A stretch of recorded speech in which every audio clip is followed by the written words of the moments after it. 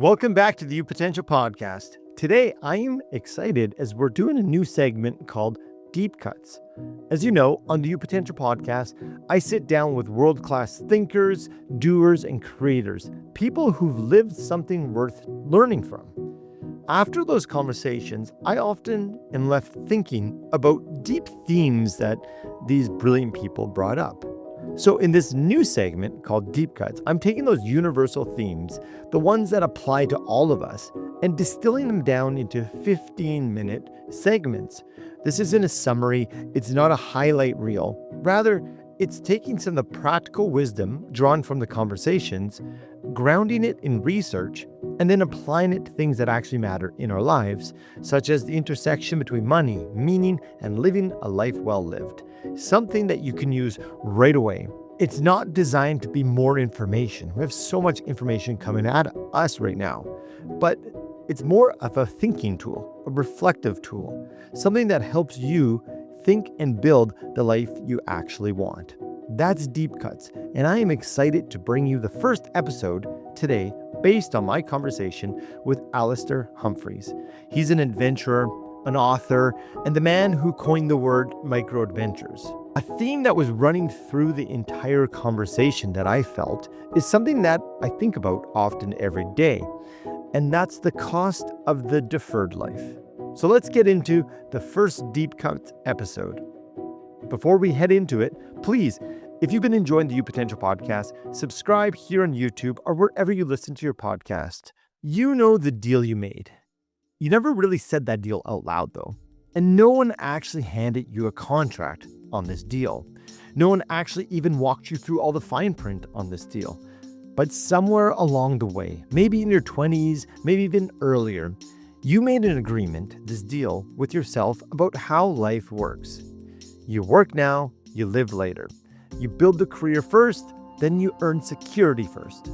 Get the kids through school, pay down that pesky mortgage, and hit that financial number, that number that we all dream about. And then we finally start to get to do the things we really wanted to do someday. The trip that keeps getting postponed, the Sundays that actually feel like a lazy Sunday, or the mornings where the first thing we reach for isn't our phone because we need to check our emails. You know, this deal is a relatively responsible deal. Most of the people we all know make a very similar deal. But here's the thing that I'm learning about somedays. Someday has a way of staying someday. The projects run long, the kids need more, that financial number continues to move upward and upward.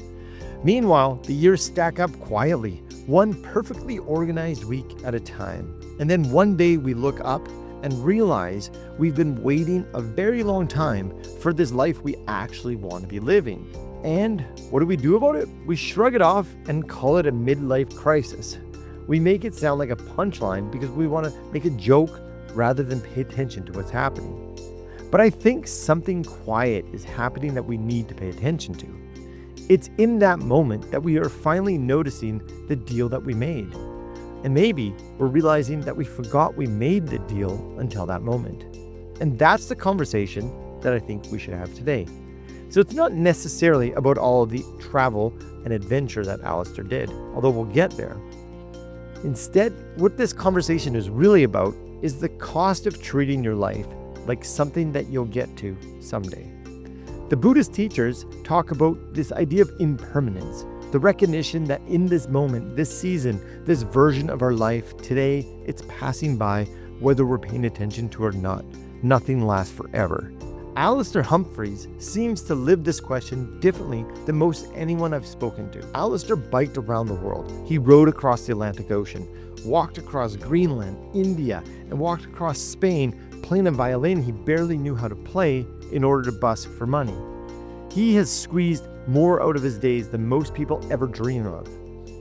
And when I asked him what it felt like to be at a Bruce Springsteen concert, actually 3 of them last summer, singing every word at the top of his lungs, this is what he said, and it really surprised me. I discovered live Bruce Springsteen far too late in my life, only a couple of years ago. So last summer, though, I did go to 3 Bruce Springsteen concerts. I genuinely think they were right up there with the happiest, most joyful, most optimistic, most community feeling nights in my entire life. And I burned vast numbers of calories, leaping around like a lunatic, non-stop, singing every word extremely loudly, probably being very annoying to my neighbours, and without a doubt, one of the greatest joys of my life. I only hope he comes back to the UK soon. It's so interesting. A man who's rowed across the Atlantic Ocean, cycled for 4 years around the world, and his happiest nights of his entire life were at a Bruce Springsteen concert.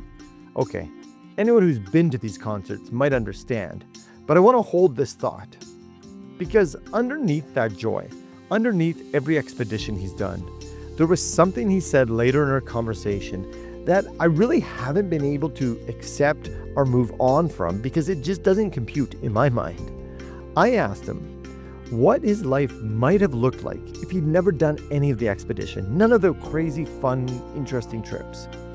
If he had become the high school teacher he was training for at 24.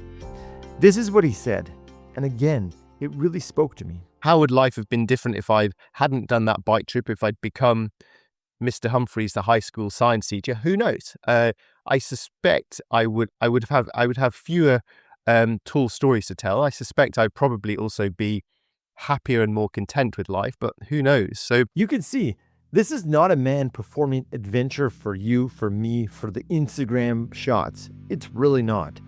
This is a man telling you the truth. A man who has done more than almost anyone alive, quietly wondering if the ordinary life may have been the more contented life. And that's exactly why this conversation really stayed with me. Because underneath all the expeditions, underneath it all, it seems like he's been wrestling with the same question you and I have been wrestling with. What are we actually waiting for? Let me try to break down what I actually think is happening. When we feel that pull, you know the pull I'm talking about, that quiet, uncomfortable Tuesday afternoon feeling, the one that surfaces between meetings when you actually haven't been outside since Monday. You don't know if it's sunny, rainy, or cloudy. The one that shows up on Sunday evening, dressed up as dread, thinking about going to work tomorrow. The one that we push down because there just isn't enough time to deal with this right now or think about it. That feeling, it's not weakness, and it's certainly not a lack of gratitude for what you've built in your life. It's perhaps your life trying to get your attention. And the reason most of us can't hear it is that we've built these lives so full of noise and obligation and forward motion that there's no room for it to land. We seem to have optimized everything, the systems, the routines, the calendars that have been blocked out for 3 months in advance. And it's fine, it really is. Organization is not the enemy here, it's actually important. But it seems like somewhere in the process of getting it all under control and organized, we quietly have removed that unplanned hour or the wandering afternoon with no scheduled events. The space where something unexpected might actually happen.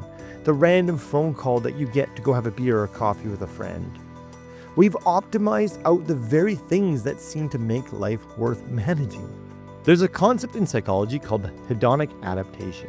It's a very well-established finding in the field. The basic idea is we return to a relatively stable baseline after something happens. In this case, we're going to use happiness as an example. So we return to a relatively stable level of happiness regardless of what happens to us, including major financial gains. So, for example, you may get the raise, buy the dream house of your life. You hit that retirement number, the number you've been working towards. And something interesting happens. Within months, maybe years, sometimes even weeks, it becomes our new normal. We get used to it. The baseline shifts upwards, and the feeling you thought was waiting at the finish line turns out to be farther down the road than we thought. Again, this isn't me being pessimistic, this is just how humans are wired. Seneca, the Stoic philosopher who lived more than 2,000 years ago, watched some of the wealthiest men in Rome accumulate everything imaginable and still found a way to feel like something was missing. He wrote, "Everything is alien to us. Time alone belongs to us." The problem was never the amount. It wasn't. It was the relationship with what you had. That's the problem. It seems like Alastair felt all of this. Maybe it wasn't through research, but through living his life. Because at 24, as he tells us, while his friends were building CVs and climbing corporate ladders, he saved £7,000. He knew it wasn't nearly enough, but he decided to get on that bicycle and bike around the world regardless. I came to value money enormously in terms of its potential for prolonging my adventure. And in terms of my life choices from then on, I realized that there's two ways to live a rich life. You can either have loads of money or you can not spend much money. And the overall result was similar. Two ways to live a rich life: either earn more or need less. And the result is similar. I appreciate that comment. He figured out on a bicycle rationing a single stick of chewing gum as he biked across Africa for weeks. Money poor by every conventional measure, but perhaps rich in every sense that mattered to him, fully alive inside, owning his days, his time, spending hours doing something that he really wanted to do on his own terms. He felt like this was living his life. Most of us, at times, make the opposite trade without even noticing we made it. We exchange our days for money, and then we wonder why money doesn't feel the way we thought it would feel when we get it. I gotta bring Bruce Springsteen back in here. He understood this concept a long time ago when he wrote the amazing arena rockin' song Badlands. As he wrote, "A poor man's wanna be rich, rich men wanna be king, and a king ain't satisfied till he rules everything." Those aren't just rock and roll lyrics. That's hedonic adaptation set to music. The raise becomes a bass line. The house becomes the floor. The title that we spent decades chasing at work stops feeling much of anything within a season of having it. And we reach again for the next big thing.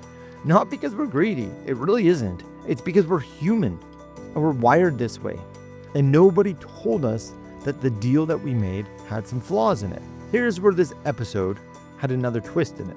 I want to tell you about a morning in Spain, not about cycling around the world or rowing the Atlantic Ocean.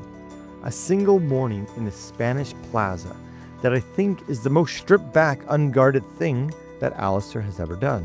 He decided to walk across Spain for weeks, hundreds of miles. He was going to be sleeping on hilltops, cooking on campfires, and busking with a violin that he barely knew how to play so that he can make some money. Because that was the only way he was going to be able to eat. On the first day, on this beautiful morning, he did something that no financial plan would ever tell you to do, but yet it had a profound impact on his life. He emptied his pockets. Every last coin, he left it on the park bench, and he walked out into the plaza with nothing. Completely nothing. For the first time in my entire life, I had no money. Absolutely none.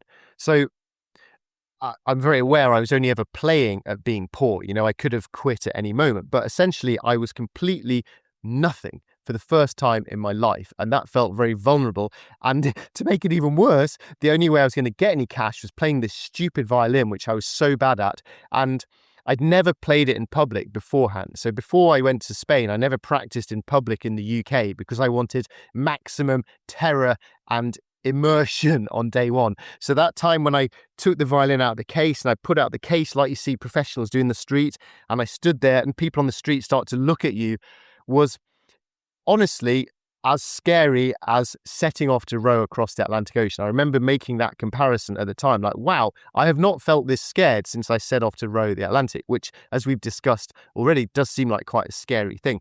And I had to start screeching, and it was so embarrassing. It's ridiculous, so embarrassing. Like people like going in a wide circle around me, looking at me with a weird look on his face, like, dude, this guy sucks. Completely ignoring me, no eye contact, all this sort of humiliation stuff. And I'm playing for a couple of hours just thinking, please, Earth, swallow me up. This is the worst thing in my life. I desperately want to go home. I was so close to quitting. And eventually this old gentleman gave me one coin. And my heart just sang. The generosity of that man, the kindness of strangers, the empathy, the kindness, the hope. And suddenly, you know, once I'd earned one coin, boom. One coin, and his heart sang. One coin, and he gave himself permission to continue the journey. It makes me think of something to ask myself and ourselves. When was the last time one small, unexpected thing made your heart sing? not a vacation, not a bonus, not hitting that golden retirement number. What is it? And if we want to continue to play along, I'm going to ask even a harder question. When was the last time you did something that completely scared you? And when you came to the other side, you were so damn proud of yourself, you couldn't quite believe it. If you can't think of something, that's okay. That's just information for you to know. Because here's what I think this story is actually about. It's not about voluntary poverty. It's not about busking poorly while strangers walked in large circles around him. It's about what happens when you strip away all the layers of cushion, comfort, and security and discover what's underneath isn't actually fear. Instead, it's presence.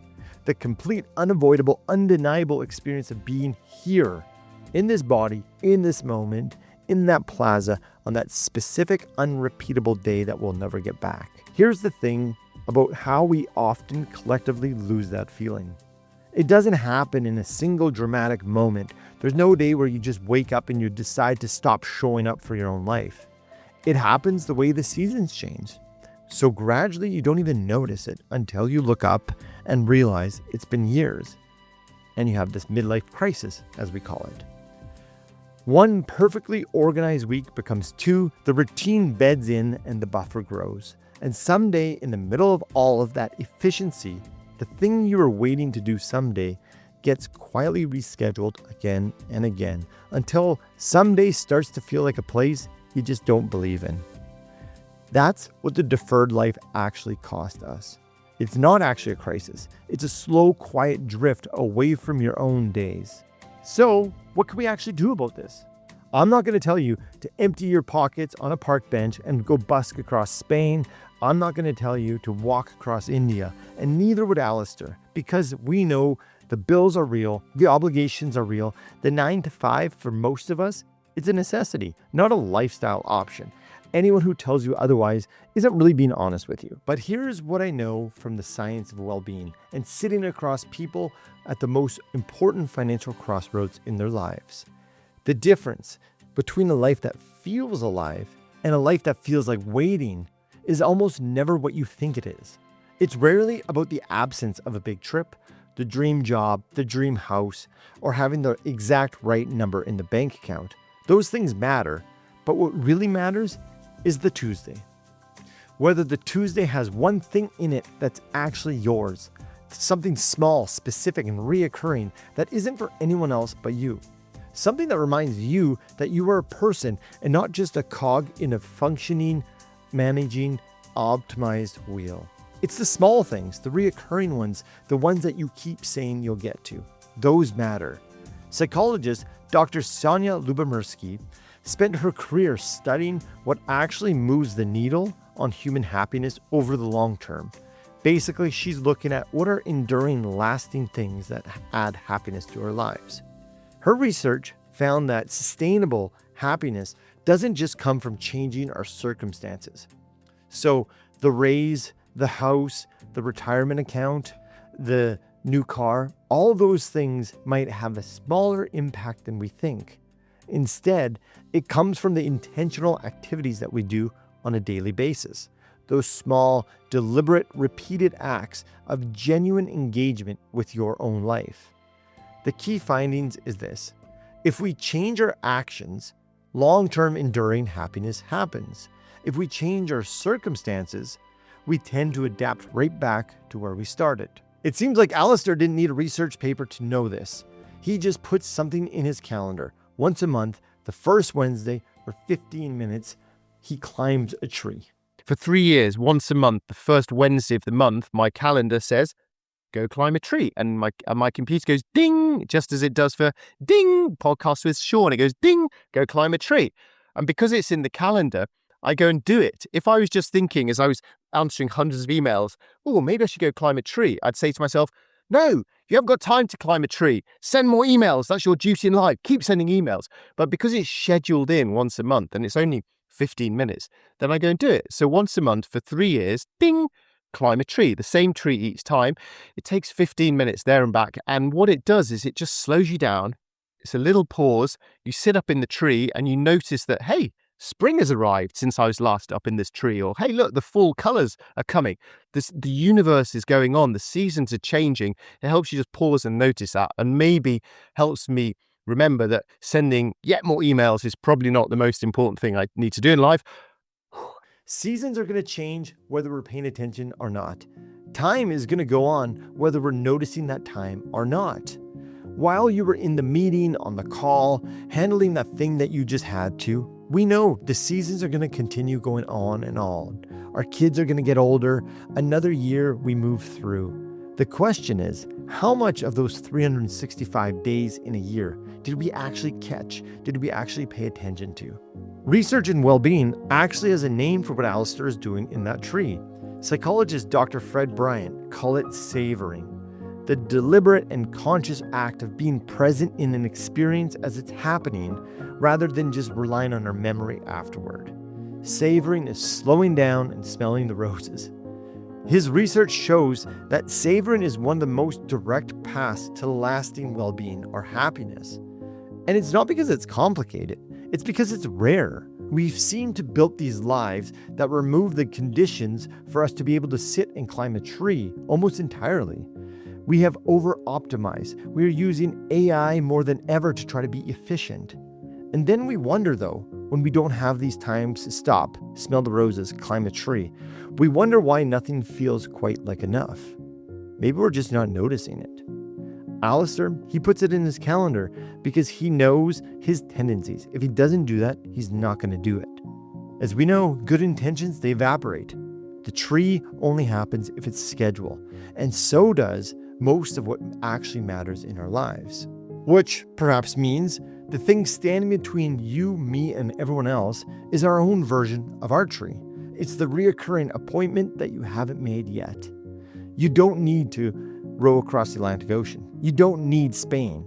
Perhaps we just need 15 minutes on something in our calendars that exists for no reason other than to remind us that we are alive, that the seasons are changing around us, and in this moment, this specific moment, it's never coming back again. Once this day is gone, it's gone. We're never going to get it someday. All we get is today. This conversation makes me think of another amazing band, the Sam Roberts Band. In Brother Down, he writes, "A rich man's crying because his money's time. Poor man's smiling because he know he ain't blind." I think Sam was writing that sentence for the same people Seneca was writing for 2,000 years ago. The ones that built everything they set out to build, yet they still found a way to feel like something was missing. The missing thing, I think, was never more. It was presence, savoring. It was being in the life in the moment that they had and not just managing it from a slight distance. So, as we wind down here, let's go back to the deal we made with ourselves. Work now, live later. Here's what I want to offer you instead. You are already living right now, right this week, right this second. These days that we have right now, they're not waiting in the waiting room. They are real life right here and now. And every week that passes unnoticed, when we didn't get a chance to savor it, every season that changes while you weren't looking or paying attention, that's not a week saved towards something better. That's a week spent. It's gone. We'll never get it back. It's exchanged for something, though. And I guess the question we can ask ourselves is whether we got a good value for that exchange. So here's what I'm leaving with you. Not as a challenge, but as something to actually reflect on. What is the tree in your life? The small, specific, reoccurring thing that makes you feel like yourself? And what is it actually costing you to keep not scheduling it? Sometimes it's not the answers we learn from, but the questions. This has been the first edition of Deep Cuts. I'm Shaun Maslyk. If you enjoy listening to the YouPotential podcast, please subscribe on YouTube or wherever you listen to your podcasts. And while you're at it, leave us a review. We'll appreciate it. We'll see you next week.